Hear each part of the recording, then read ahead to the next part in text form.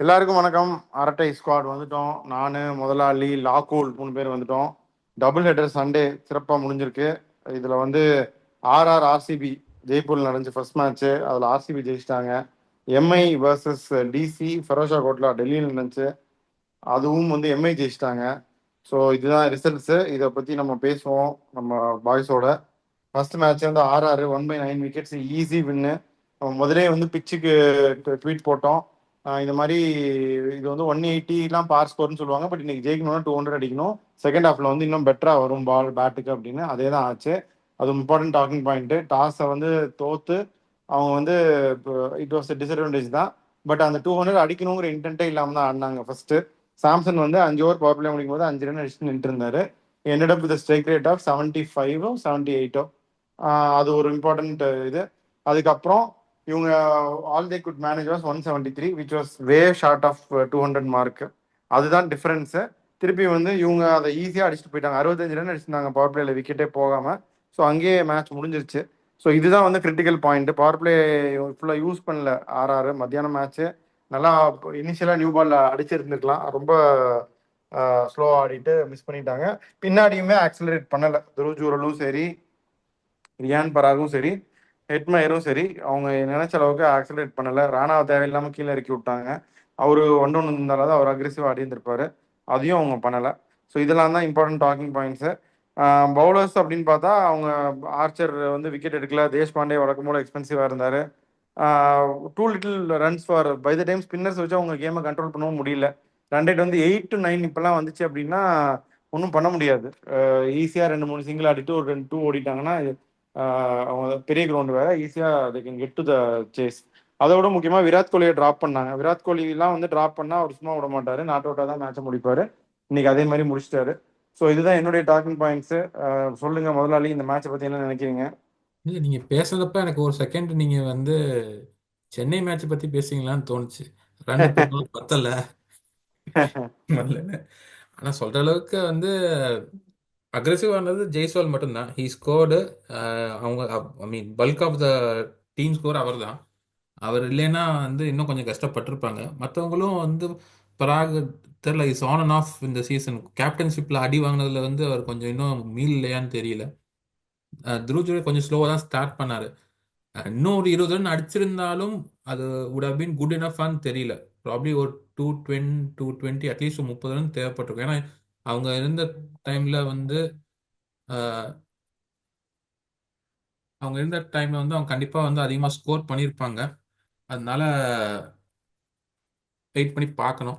இன்னொன்று வந்து அவங்க கேட்சும் விட்டுட்டாங்க. 200 அடிச்சிருந்தா இன்னும் கொஞ்சம் ஸ்பின்னர்ஸ்க்கு வந்து போடுறதுக்கு இருந்திருக்கும். இப்போ ரன்னே இல்லை சுத்தமா. ஒரு 10 11 ரன்ஸ் 12 ரன்ஸ் per ஓவர்ன்றப்ப இன்னும் கொஞ்சம் ப்ரெஷர் இருந்திருக்கும். விக்கெட் டேக்கிங் ஆப்பர்ச்சுனிட்டிஸ் நிறைய கிரியேட் ஆகும். அதுதான் நம்ம இன்னொன்று சேஸ் முடியும் போது ஓவர்ஸ் மிச்சம் இருக்குதுன்றது ஒரு பாயிண்ட்.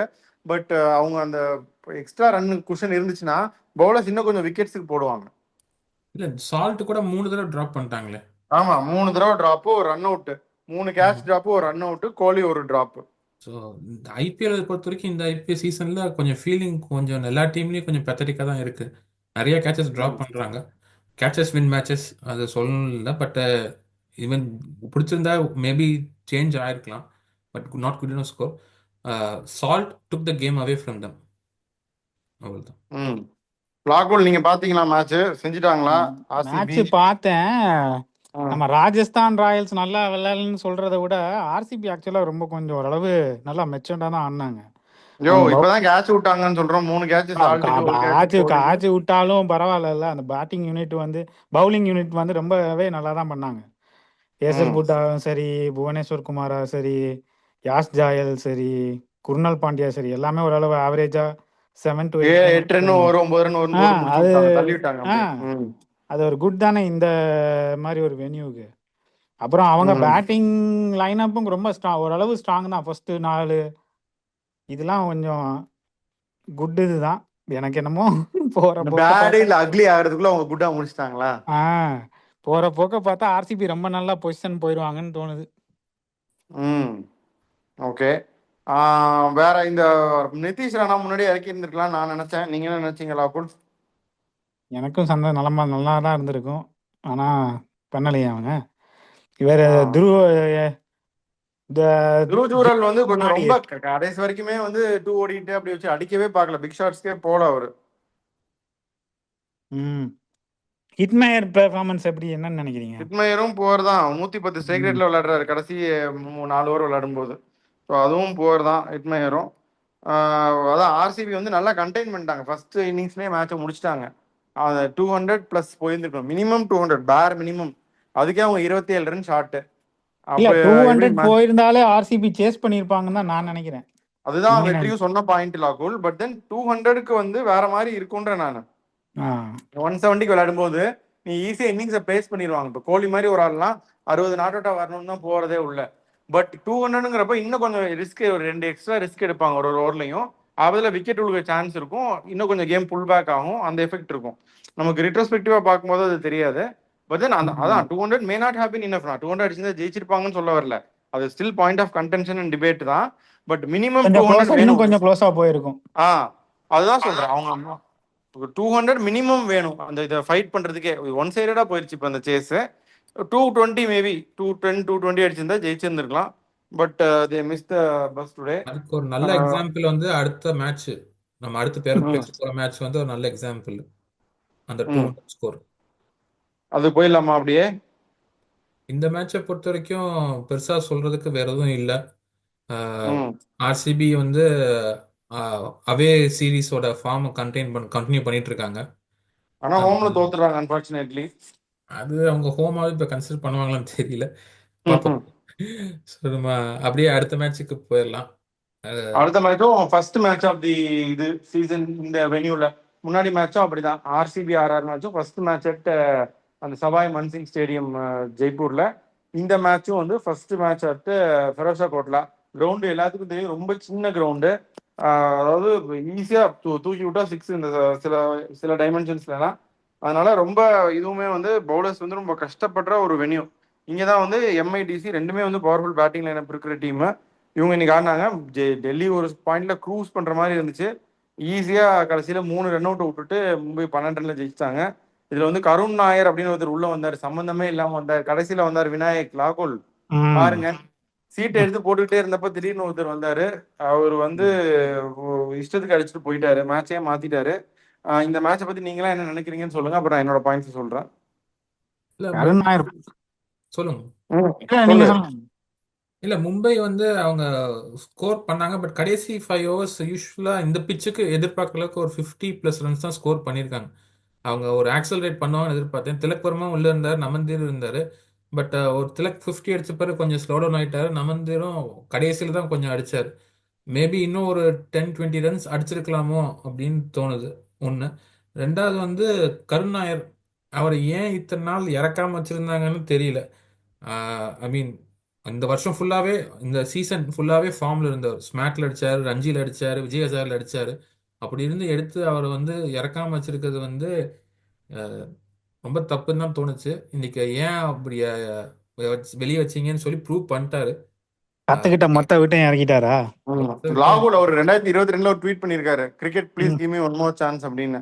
அந்த ட்வீட் இப்ப ட்ரெண்ட் ஆயிட்டு இருக்கு பயங்கரமா. அடிச்சு தாக்கிட்டாரா இப்ப? வாய்ப்பு, அப்புறம் வாழ்க்கை ஒரு வட்டம் அப்படின்ட்டாரு. அதனால I think is a very deserving player. மெதுவாக டெஸ்டிங்ல இருந்து போனாரு, பட் இப்போ இருக்க ஃபார்முக்கு ஹஸ் அ குட் ரன். அதை கொண்டு கண்டினியூ பண்ணுவாங்களா அப்படின்னு தெரியல. பட் நம்மளுக்கு we don't have any information on இவர் ஃபேஃபோட ஃபிட்னஸ் பற்றி. என்ன டைப் ஆஃப் இன்ஜுரி எதுவும் தெரியல. அது ஒரு வகையில டிசிக்கு நல்லதா போச்சு. பட் ஆமா, இப்போ சப்போஸ் ஃபேஃப் வந்துட்டா வெற்றி, யார உட்கார வைப்பீங்க? மெக்கர் கேஎல் ராகுல உட்கார வைக்க முடியாது. மெக்கர் உட்காந்து கொஞ்சம் யோசிக்கணும். அவர் ஒன்றும் பண்ணலையே. அவர் ஸ்ட்ரைட் ஸ்வாப்பா? Straight swap. சரி, அவர் அவரு ஸ்வாப்பு இவரு ஸ்வாப்புங்கிறீங்களே, மும்பை இந்தியன்ஸ்ல ஒருத்தர் ஸ்வாப் பண்ணுவாங்களா? ஏய், அதெல்லாம் வந்து நீ நினைச்சு பார்த்ததே வந்து. இன்னொன்னு வந்து இதெல்லாம் வந்து இப்படி நீ கேட்கறதே தப்பு முதல்ல. அதுதான் சுற்றுவாங்க உனைய இதெல்லாம் கேட்டதுக்கு நீ. சரி, இப்போ வந்து இந்த இதை மெகக் பலா டைரக்ட் ஸ்வாப் பண்ணிக்கலாம்னு நினைக்கிறீங்களா? நானா இருந்தா அப்படிதான் பண்ணுவேன். அதுதான் கரெக்டும் தான்.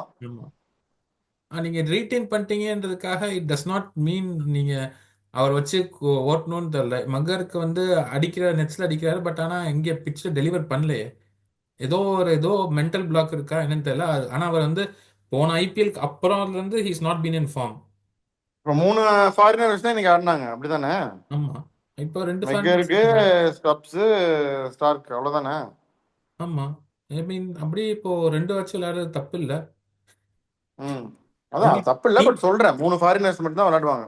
ஆமா, டீம் தானே உங்களுக்கு முக்கியம். இப்போ அப்படின்னா மீறி விட்டா அபிஷேக் பொருள் அந்த ம் ஸ்பாட்ல நீங்க எப்படி இறக்குவீங்க?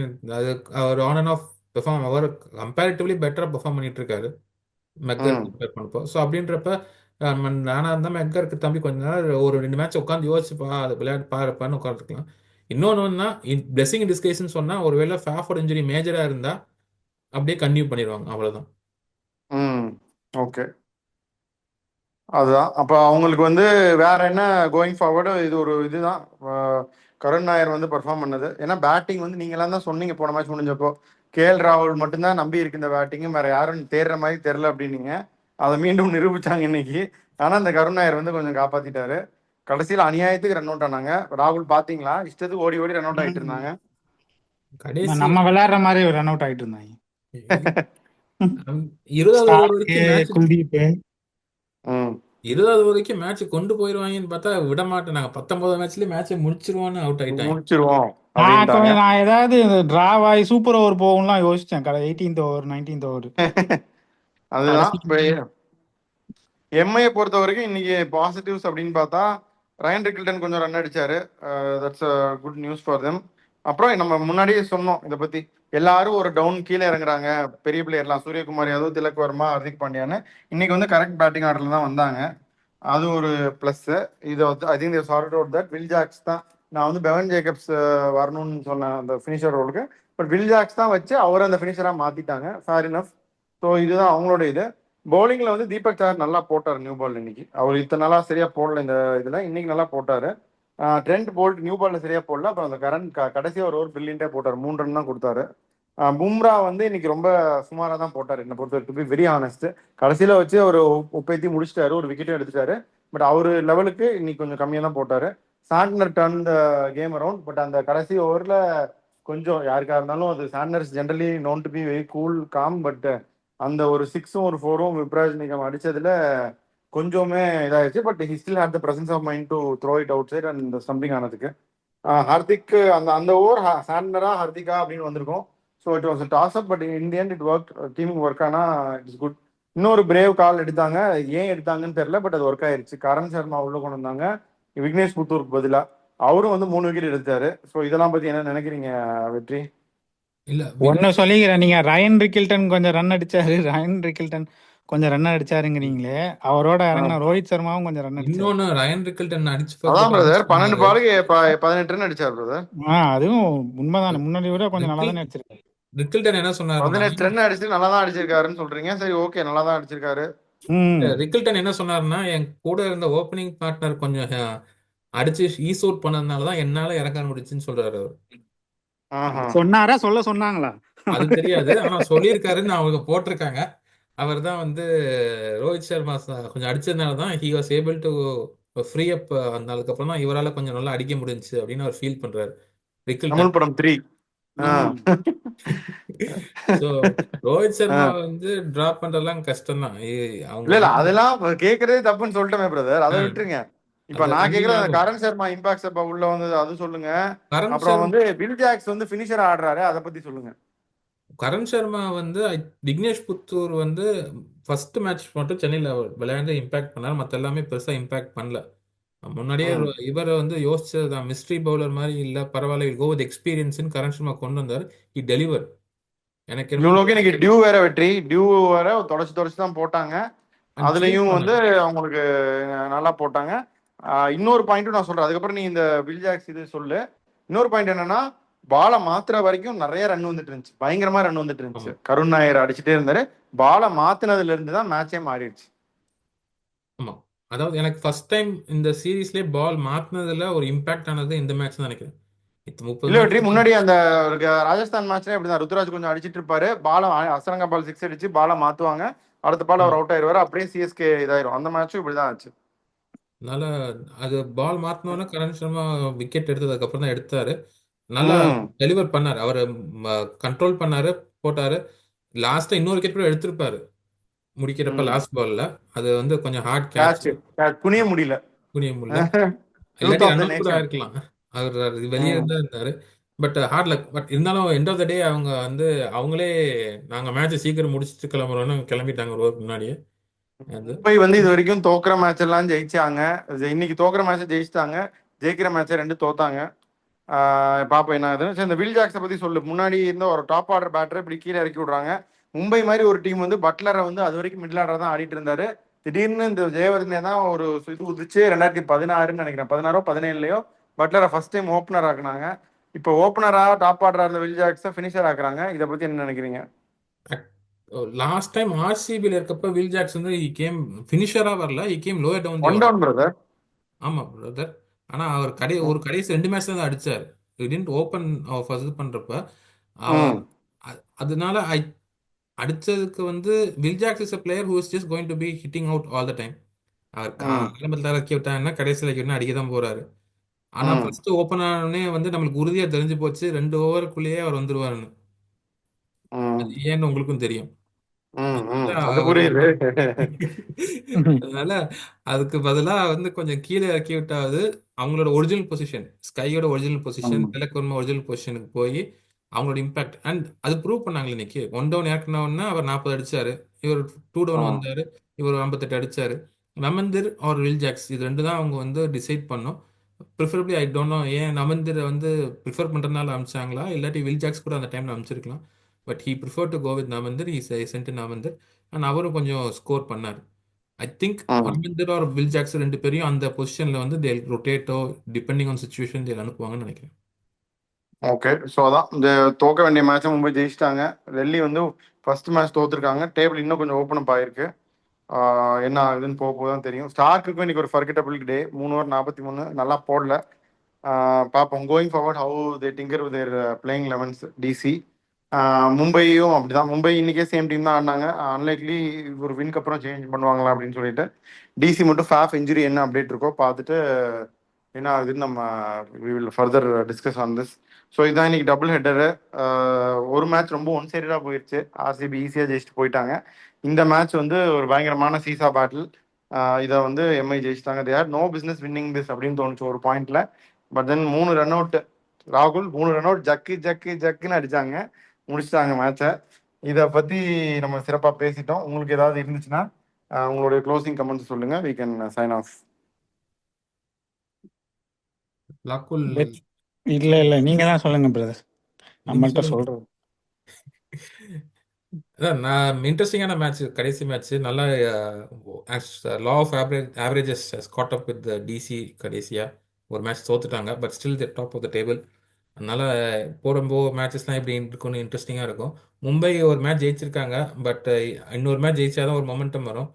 அது யாரோடனா ஹோம்ல சிஎஸ்கேவோட நினைக்கிறேன். கரெக்டா வாங்கடையில. ஆமா வாங்கடேல. இல்ல வாங்க. இல்ல. ஆமா. ஜெயிக்க போறது இந்த வெட்டு கிளியா இல்ல இந்த செத்த எலியா? அப்படின்னு அது அதுக்கு திருப்பி வருவோம் பின்னாடி. ஸோ இந்த சைனிங் ஆஃப் இல்ல நாளைக்கு. ஓகே ஓகே, கரெக்ட் தான். நாளைக்கு கரெக்ட் தான். லக்னோடா, அதுக்கப்புறம் வாங்கடை ரைட் ரைட் போறாங்கடா. ஓகே. மும்பைல ஆம்பளை ஓட்டு அதிகமா பொம்பளை ஓட்டு அதிகமா அப்படின்னு கேளுங்க. கேட்டு ஜெயிச்சிருவாங்கன்னு சொல்லிருங்க. அடுத்த சண்டே நினைக்கிறேன் மேட்ச். அடுத்த சண்டே அதை பத்தியும் பேசுவோம். இப்ப சைன் ஆஃப் பண்ணிடலாம். வெற்றி. சைன் ஆஃப் பண்றோம். Signing off ART squad. Will be back with more reviews and previous.